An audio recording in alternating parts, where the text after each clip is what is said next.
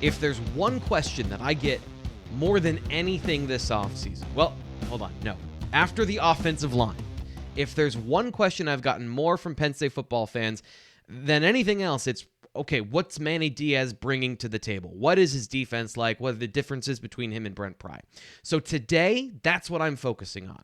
If you're watching this when the BWI Daily Edition comes out, this is the Wednesday show. If you're watching on Wednesday, today I wrote over at BlueWhiteIllustrated.com an in-depth look at the biggest difference between the two defensive coordinators from a structural standpoint. And I show you the evolution over time of how they were similar previously, and Manny Diaz diverted into something different, especially last season. So BlueWhiteIllustrated.com always want to let you know, you can sign up for just $1 to get all this inside information, all of the premium content. This article, premium content, sign up for just $1, 12 months of access to get all of the premium content. And we're heading into spring, so more evaluations, more observations from me, all of that BlueWhiteIllustrated.com for just $1. So, what we're doing here today on the Daily Edition is we're going to take a look at, I think, some of the secondary differences between the two defensive coordinators that can be massaged through just calling a different defense. These aren't structural differences. These are stylistic differences. And the way I explained it in the article is, by the way, my wife and I have been binge watching The Great British Baking Show, which thoroughly delightful. I've never watched any of these cooking shows a lot before, but this one's great. And I have seen some cooking shows. So the example here is, on those cooking shows, a defensive coordinator is a lot like the chef that's preparing the meal. They're given a set of ingredients and then a prompt from the judges. Make this dish the way we want it, but with your own signature flair.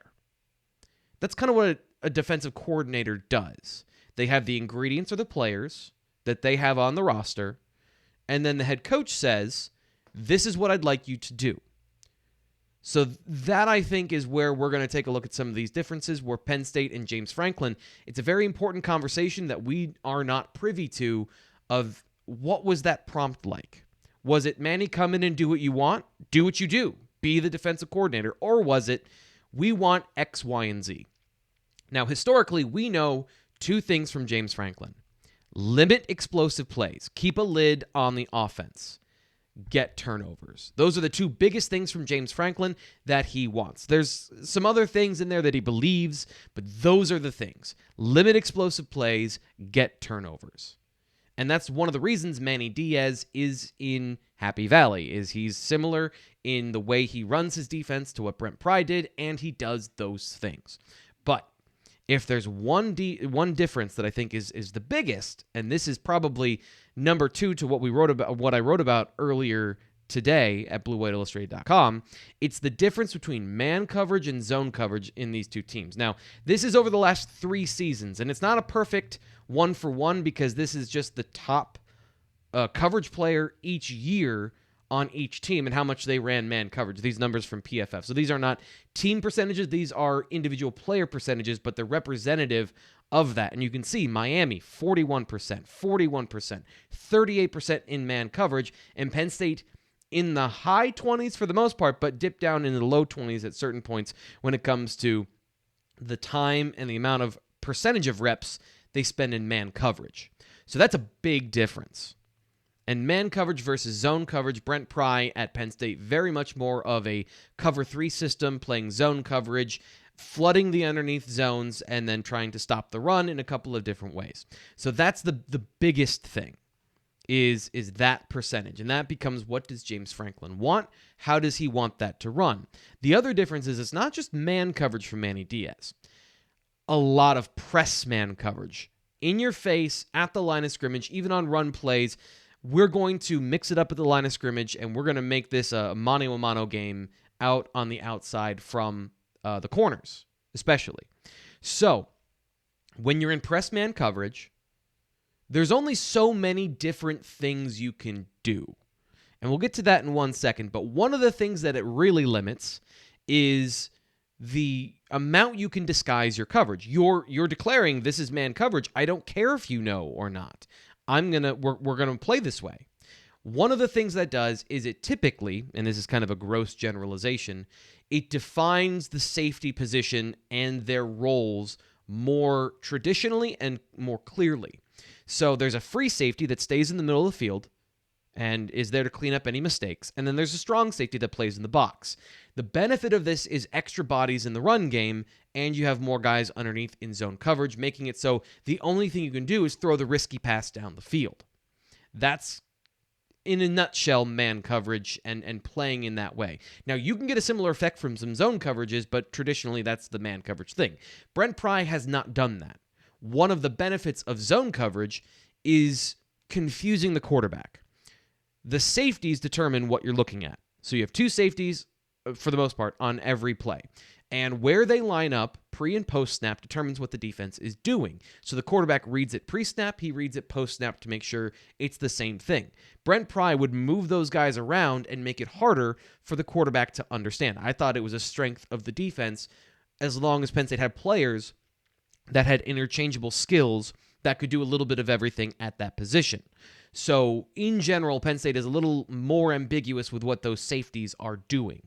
A little more defined, a little more clear from from Manny Diaz. And when you're doing all of these things and you've got these pretty clear, defined roles, you're playing man coverage, there's only so many things you can do with linebackers and the safety that's in the box, and one of them is to blitz. So while Brent Pry, I think, was aggressive, the way he was aggressive is very different. So this is just from last season, and I'll tell you why we're looking at just last season when it comes to blitz percentage from the top players on each team. You can see Brandon Smith, Curtis Jacobs, and Ellis Brooks, the top three blitzers for Penn State, all in the 20s-ish, high teens to 20. Miami, their middle linebacker, Corey Flagg, I think he's the middle linebacker, he blitz almost 30% of the time.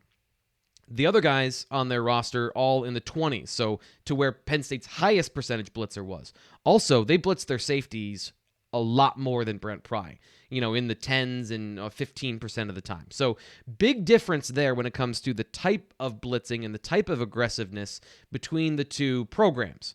I think that's pretty important to note as well. But the reason we're looking at just last season is because Miami's defense last year is pretty comparable to Penn State's this year. They don't have any superstar pass rushers. Last season, Miami didn't have any superstar pass rushers. So if you have to manufacture blitzing and you have to manufacture pressure, this is what Manny Diaz does in order to get that. Now, there's a couple of different ways. I'm going to explain one thing I saw on film last season when I was watching Miami play Michigan State. If you are in man coverage, going back to the whole premise of Brent Pry versus Manny Diaz, football can be a logic problem at times. There are certain situations where you say, if this happens, then I do this. So let me give you an example. If Michigan State leaves their running back and tight end to block, then the guys in man coverage blitz. So it may seem like a team is being hyper-aggressive and throwing 7 at the quarterback on every play, but really what they're doing is mirroring the offense. It's not a called blitz. It's what's called a green dog blitz. It's a read where you go, okay, my guy, rather than just hanging out here doing nothing in coverage, I'm going to blitz and see if I can get to the quarterback. Now that leads to, especially in that game, oh no, it's a screen, and then there's 30 yards of running room. So there are downsides to this. You got to have guys that blitz, but be aware of what their assignment is, which is really the guy. So that's one way you can manufacture blitzing. You can manufacture some aggressiveness. Brent Pry was much more, again, in zone coverage, a zone blitzer, dropping a defensive end on the backside of a blitz. Even a defensive tackle where you're trying to gum up the middle of the field because you know you're putting pressure on the quarterback, doing more of those things. So that's the main difference between how they blitzed, and will be interesting to see if that's a big part of what Manny Diaz does, and if that's something that Penn State wants next season. Another layer on top of that would be what are called stunts, or line games, where you've got two guys lined up on the defensive line, and everyone has a gap they're assigned to. If you've got this gap, but I'm going to stunt or twist and go around the pocket to the edge, the other guy comes in, you're trying to get somebody free because the offensive line makes a mistake. Penn State did that quite a bit. So when you look at that, pretty similar. What Manny Diaz did on top of that is blitz. So all-out chaos for the offensive line. Trying to get free rushers, trying to get guys to the quarterback to just get a sack or a hurry or something because the offensive line doesn't know there's just chaos and bodies flying around. Again, what that can lead to is missed assignments. You overshoot your gap, and there's a wide open running lane for the quarterback. So another risk-reward thing for Manny Diaz, that if James Franklin doesn't like that stuff, wants to keep explosive plays to a minimum, we'll see how that manifests. I think that that's something that they're not going to get rid of. I think it's a big part of what Manny Diaz does. So it's just the percentage of times that he does that, and how much is he leaning into zone coverage versus man coverage, like we went back and talked about from the very beginning. So those are some important differences between the two. And the last one that's kind of a note that you might see if you go back and watch film on Miami is that early in his career, there's a lot of three-down fronts from Manny Diaz, especially at Miami. That's changed over time. So if you look at kind of the broad perspective of, does he use more variation in fronts and 3-down versus 4-down and odd looks that are not in the traditional 4-down defensive lineman? Yes, but not last year. Definitely not last year. So some context to all of that I would say between the two, Manny Diaz has evolved his defense more over the last 5 years of when I went back in the article specifically to look back from 2016 to 2021. Some big differences. And again, check out the article. I'll put the link in the description of this video so you can go see that. And of course, the link to sign up is also in the video description down below. So bluewhiteillustrated.com, and of course, subscribe here to Blue White Illustrated. That's going to do it today for the BWI Daily, taking a very specific look at Manny Diaz today in the Penn State defense and what to expect for spring football, which is coming up on Monday. We'll have some coverage, expansive coverage, I should say, of Penn State's opening press conference for spring practice. You'll have that video up here at bluewhiteillustrated.com. We'll also have some feature content live on location because we're going back live on location. Some great news there. And of course, we'll have a live show on Monday, but right now that will not be at its traditional time of noon because that's when James Franklin is speaking. So some housekeeping news for people that watch the show regularly. And if you're watching for the first time, join us on Monday. There's going to be a lot to talk about, a lot of exciting things from Penn State football, a new era on defense for the Nittany Lions.